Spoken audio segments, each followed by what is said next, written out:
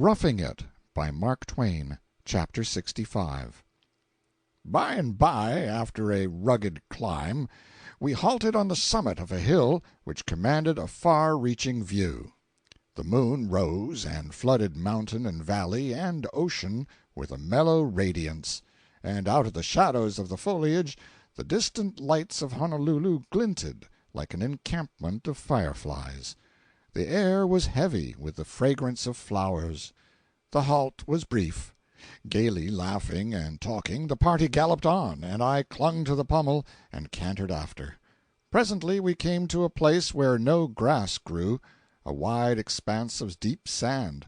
They said it was an old battle-ground.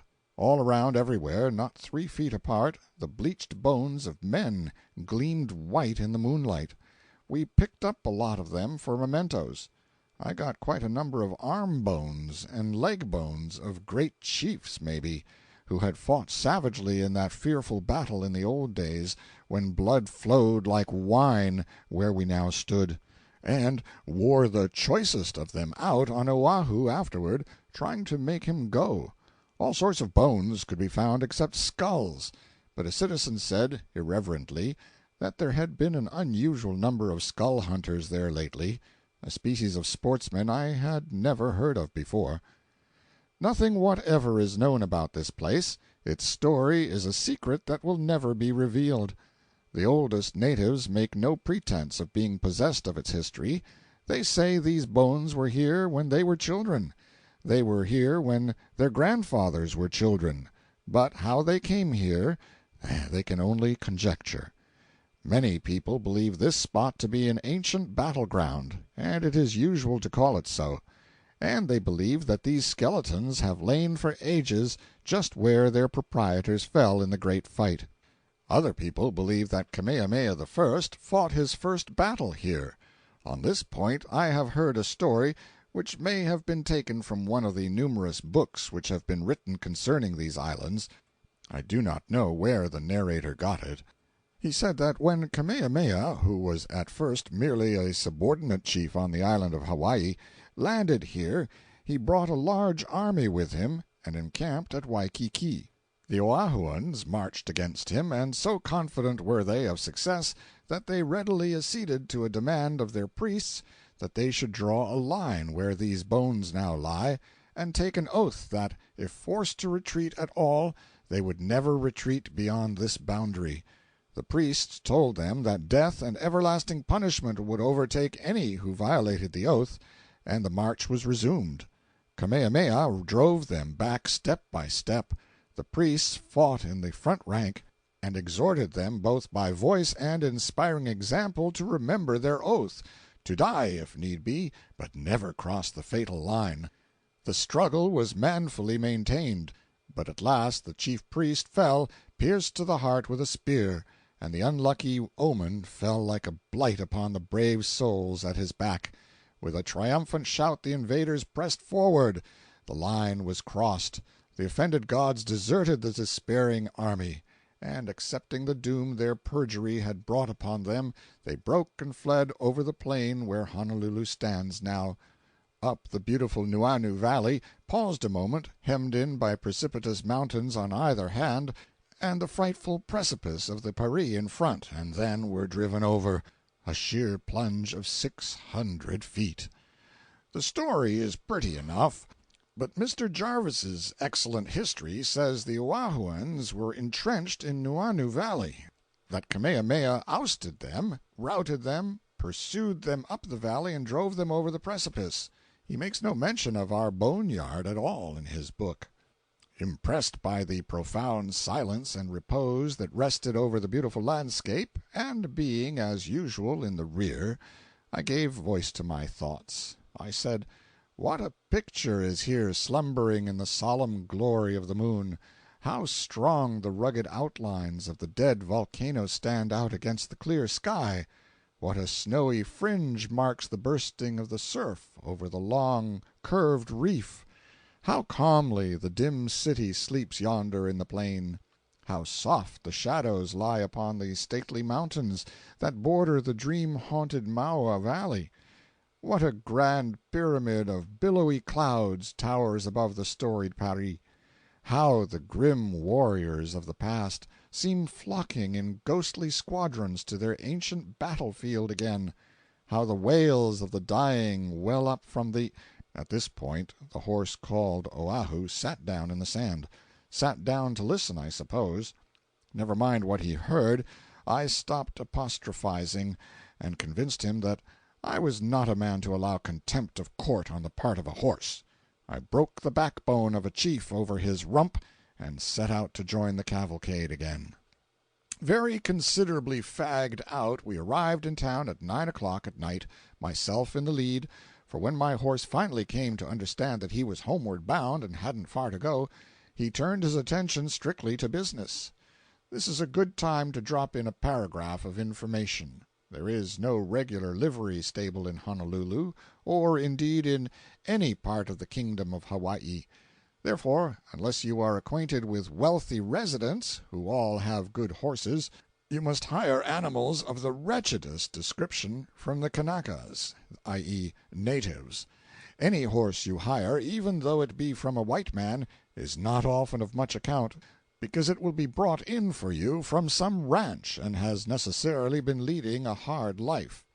If the Kanakas who have been caring for him, inveterate riders they are, have not ridden him half to death every day themselves, you can depend upon it they have been doing the same thing by proxy, by clandestinely hiring him out.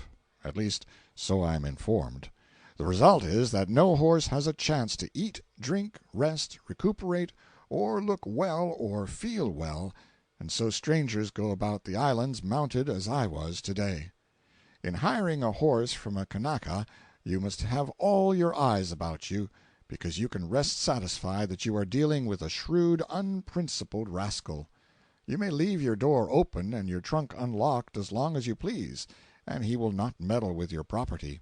He has no important vices and no inclination to commit robbery on a large scale, but if he can get ahead of you in the horse business, he will take a genuine delight in doing it. This trait is characteristic of horse jockeys the world over, is it not?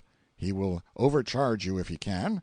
He will hire you a fine-looking horse at night, anybody's, maybe the king's, if the royal steed be in a convenient view, and bring you the mate to my Oahu in the morning, and contend that it is the same animal. If you make trouble, he will get out by saying it was not himself who made the bargain with you, but his brother, who went out in the country this morning. They have always got a brother to shift the responsibility upon. A victim said to one of these fellows one day, "But I know I hired the horse of you, because I noticed that scar on your cheek." The reply was not bad. "Oh, yes, yes, my brother all the same, we twins." A friend of mine, J. Smith, hired a horse yesterday, the Kanaka warranting him to be in excellent condition. Smith had a saddle and blanket of his own, and he ordered the Kanaka to put these on the horse. The Kanaka protested that he was perfectly willing to trust the gentleman with the saddle that was already on the animal, but Smith refused to use it. The change was made. Then Smith noticed that the Kanaka had only changed the saddles, and had left the original blanket on the horse. He said he forgot to change the blankets, and so, to cut the bother short, Smith mounted and rode away. The horse went lame a mile from town, and afterward got to cutting up some extraordinary capers. Smith got down and took off the saddle, but the blanket stuck fast to the horse, glued to a procession of raw places. The Kanaka's mysterious conduct stood explained. Another friend of mine bought a pretty good horse from a native, a day or two ago, after a tolerably thorough examination of the animal. He discovered to-day that the horse was as blind as a bat in one eye. He meant to have examined that eye, and came home with a general notion that he had done it, but he remembers now that every time he made the attempt his attention was called to something else by his victimizer. One more instance, and then I will pass to something else. I am informed that when a certain Mr. L., a visiting stranger, was here, he bought a pair of very respectable-looking match horses from a native. They were in a little stable with a partition through the middle of it, one horse in each apartment. Mr. L. examined one of them critically through a window, the Kanaka's brother having gone to the country with the key, and then went around the house and examined the other through a window on the other side. He said it was the neatest match he had ever seen, and paid for the horses on the spot. Whereupon the Kanaka departed to join his brother in the country. The fellow had shamefully swindled L. There was only one match horse, and he had examined his starboard side through one window and his port side through another. I decline to believe this story, but I give it because it is worth something as a fanciful illustration of a fixed fact, namely, that the Kanaka horse jockey is fertile in invention and elastic in conscience. You can buy a pretty good horse for $40 or $50, and a good enough horse for all practical purposes for $2.50. I estimate Oahu to be worth somewhere in the neighborhood of 35 cents. A good deal better animal than he is was sold here day before yesterday for $1.75, and sold again today for $2.25. Williams bought a handsome and lively little pony yesterday for $10, and about the best common horse on the island, and he is a really good one, sold yesterday with Mexican saddle and bridle for $70, a horse which is well and widely known and greatly respected for his speed, good disposition, and everlasting bottom. You give your horse a little grain once a day. It comes from San Francisco and is worth about 2 cents a pound, and you give him as much hay as he wants. It is cut and brought to the market by natives, and is not very good. It is baled into long, round bundles about the size of a large man. One of them is stuck by the middle on each end of a 6-foot pole, and the Kanaka shoulders the pole and walks about the streets between the upright bales in search of customers. These hay bales, thus carried, have a general resemblance to a colossal capital H. The hay bundles cost 25 cents apiece, and one will last a horse about a day. You can get a horse for a song, a week's hay for another song, and you can turn your animal loose among the luxuriant grass in your neighbor's broad front yard without a song at all. You do it at midnight, and stable the beast again before morning. You have been at no expense thus far, but when you come to buy a saddle and bridle they will cost you from $20 to $35.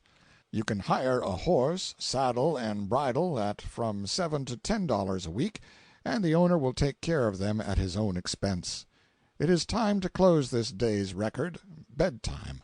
As I prepare for sleep, a rich voice rises out of the still night, and far as this ocean rock is toward the ends of the earth, I recognize a familiar home air.